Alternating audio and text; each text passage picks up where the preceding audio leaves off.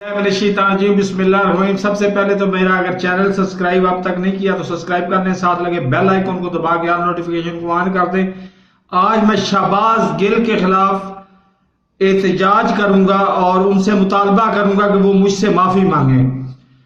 टब्बर चोराना तो वो कहते आ रहे हैं, काफी अरसे से कहते आ रहे हैं, लेकिन 1992 में मेरा कलम गवाह है। मैं सबूत देने को तैयार हूं, अब भी सबूत देने को तैयार हूं कि इनको सबसे पहले नौसरबासादा टब्बर मैंने कहा था।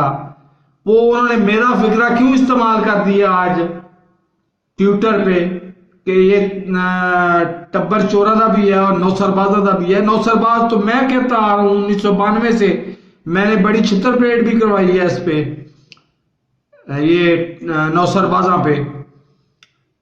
तो ये मैं एहतजाज करता हूँ शहबाज गिल साहब से और मेरा फोन नंबर नीचे मौजूद है, मुझसे माफी मांगे वरना मैं उनके खिलाफ इज्जत का दावा दायर करूंगा कि मेरा लफ्ज उन्होंने चुराया है।